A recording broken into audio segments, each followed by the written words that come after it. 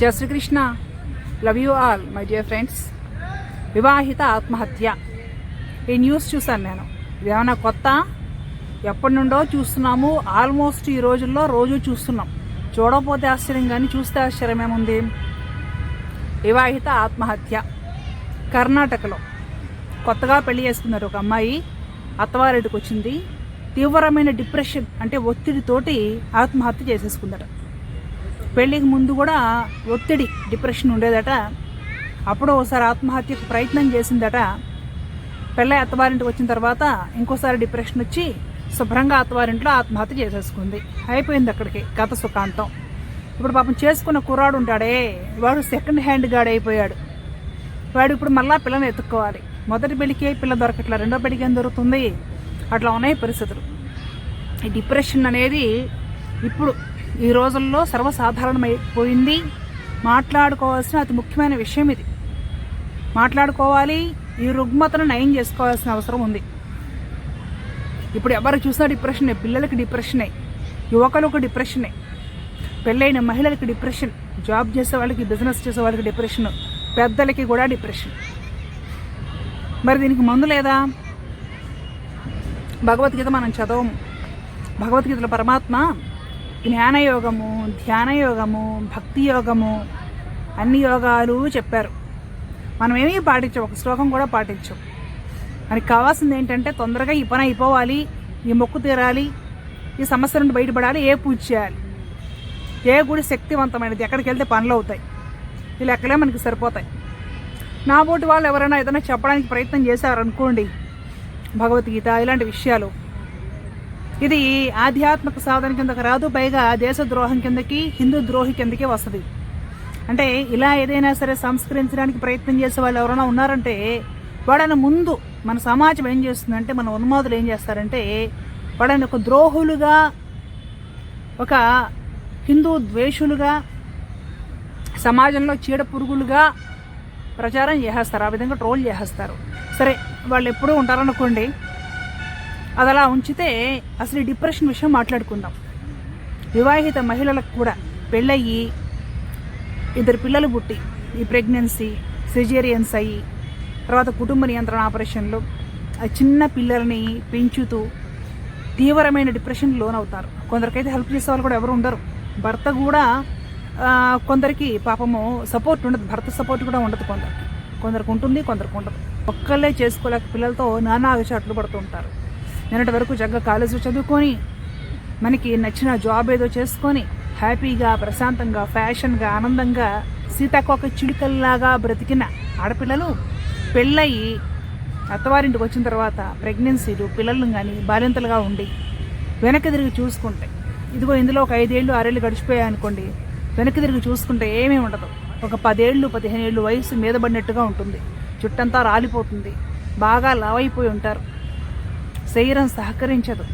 ఏదైనా చేద్దామంటే నిస్సత్తు, నీరసం, ఇంటి చాకరీ చేసుకోవాలి, పిల్లల్ని చూసుకోవాలి. పనులు ఎలా ఉంటాయంటే 24 గంటలు చేసినా అయిపోవు ఇంట్లో పనులు, అన్ని పనులు ఉంటాయన్నమాట. ఇలాంటి సందర్భాలలో మహిళలలో ఒత్తిడి ఎక్కువైపోతుంది.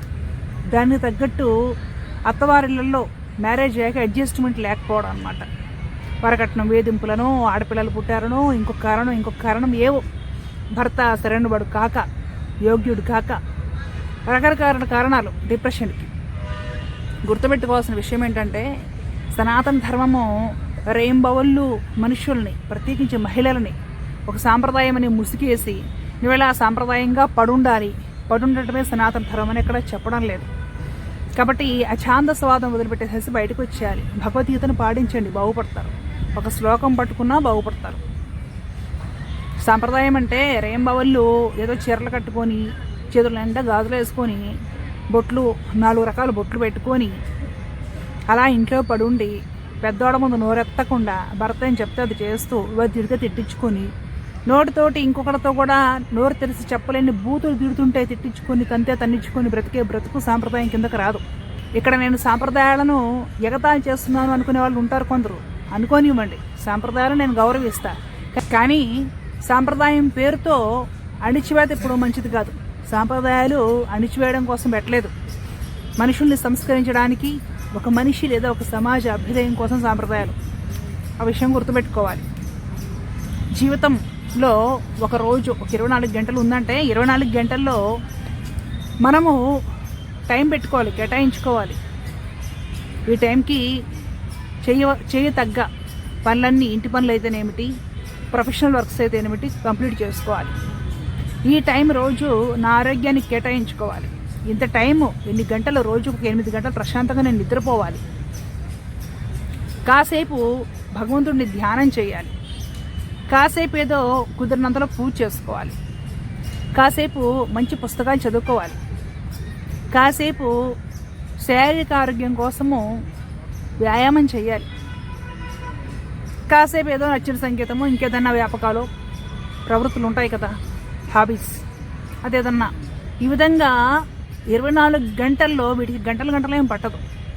ఇంత టైం అనేసేసి మన కోసం కేటాయించుకోకపోతే జీవితం యాంత్రికంగా తయారవుతుంది. యాంత్రికంగా తయారైందంటే ఒత్తిడి ఆమాంతం పెరిగిపోతుంది. ఈ సెల్ ఫోన్లు వచ్చాక ఒత్తిడి ఎక్కువైపోయింది. ఎందుకంటే మనం 24 గంటల్లో ఏమేం పనులు చేయాలి, మన శరీరం గురించి, మన ఆరోగ్య స్థితి గురించి, మన మనస్సు గురించి, మన జీవితం గురించి పట్టించుకుంటారు కదా, అడ్డమైన చెత్త మొత్తం చూస్తాం. పనికిమాలిన విషయాలన్నీ మనకే కావాలి. ట్రెండింగ్ విషయాలు అన్నీ, ప్రతిదీ సెల్ ఫోన్ ఓపెన్ చేసేసి చూడాలి. యూట్యూబ్లు, ఇన్స్టాగ్రామ్లు, ఫేస్బుక్లు, అవి ఇవి, వాట్సాప్ చాటింగ్లు, ఒకటి కాదు అన్నీ చూడాలి మనం తెల్లారు లెగిస్తే. సగము ఈ సెల్ ఫోనే చెత్త. అలానే పక్కన పెట్టలేము. అవసరమైన విషయాలు, మోటివేషనల్ విషయాలు, విజ్ఞానపరమైనవి, చదువుకు సంబంధించినవి, వృత్తికి సంబంధించినవి తెలుసుకోవడంలో తప్పలేదు కదా, మంచి విషయాలు. ఫోన్ కూడా ఎంతవరకు అవసరమో అంతవరకే వాడాలి. ఇంటర్నెట్ ఎంతవరకు అవసరమో అంతవరకే వాడండి. మీ అమూల్యమైన బంగారం లాంటి సమయము సద్వినియోగం చేసుకోండి.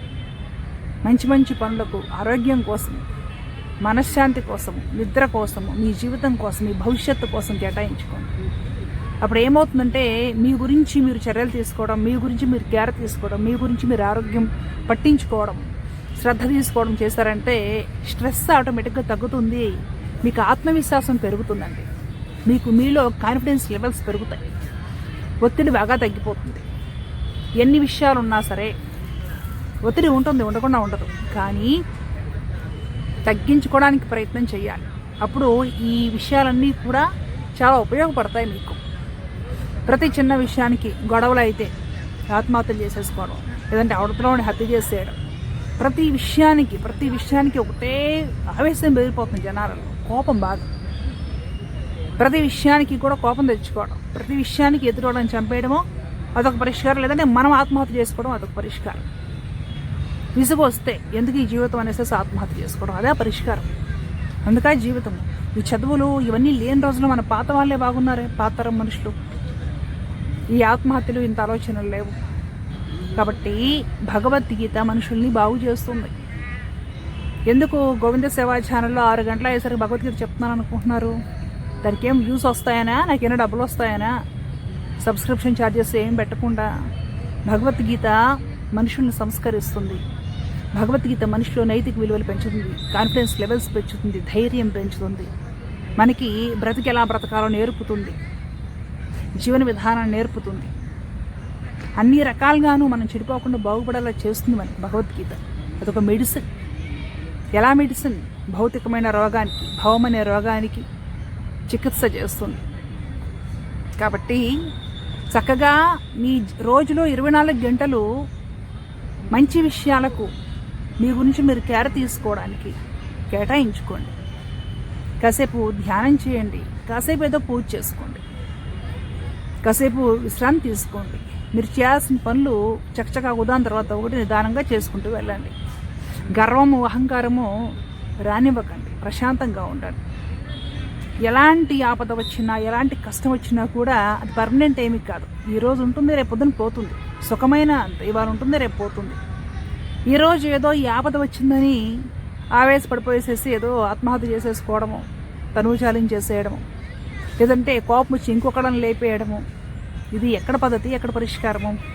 వీటన్నిటికీ చెక్ పెట్టేలాగా మనల్ని, మన మనస్సుని, మన ఆలోచనలను, మన భావనలను సంస్కరించి మనల్ని ఉన్నతులుగా, నైతిక విలువలతో కూడిన, ఒక ధైర్యంతో కూడిన, ఆత్మవిశ్వాసంతో కూడిన, సత్ప్రవర్తనతో కూడిన మనుషులుగా మనల్ని నిలబెట్టగలిగేది భగవద్గీత. చక్కగా తెలుసుకొని సాధన చేయగలిగితే రోజులో మీ 24 గంటలు కూడా మంచి విషయాల కోసము, ప్రగతి కోసం, అభ్యున్నతి కోసం కేటాయించుకోగలిగితే ఈ స్ట్రెస్ అనేది ఉండదండి. గుర్తుపెట్టుకొని చక్కగా ప్రయత్నించండి. జీవితం అనేది ఏదో బ్రతుకు మీద విసుగొస్తే జీవితం వదిలేయడం కోసం కాదు. ఈ జీవితం అనేది ఒక గమ్యాన్ని చేరుకోవడం కోసం. ఎక్కడ స్టార్ట్ అయ్యామో అక్కడే ఆగకుండా ఎక్కడికి వెళితే మనము అసలైన గోల్ రీచ్ అయినట్లు ఆ భగవంతుడిని చేరడం కోసం అప్పటి వరకు అహర్నిశలు మనం శ్రమించాల్సింది. ఎలాగా భగవద్గీత చెప్పిన విధానంలో ఆ విధంగా నడుస్తూ ఉంటే ముళ్ళ బాట కూడా పూల బాటలాగే ఉంటుంది. ఆ మార్గంలో వెళుతూ ఉంటే ఎన్ని అవరోధాలు ఎదురైనా మనకేం కష్టంగా అనిపించదు. కాబట్టి మై డియర్ ఫ్రెండ్స్, ప్రయత్నం చేయండి, ఒత్తిడి తగ్గించుకోండి, జీవితాన్ని బాగు చేసుకోవాలి. జీవితం జీవించడం కోసం, చనిపోవడం కోసం కాదు. జై హింద్.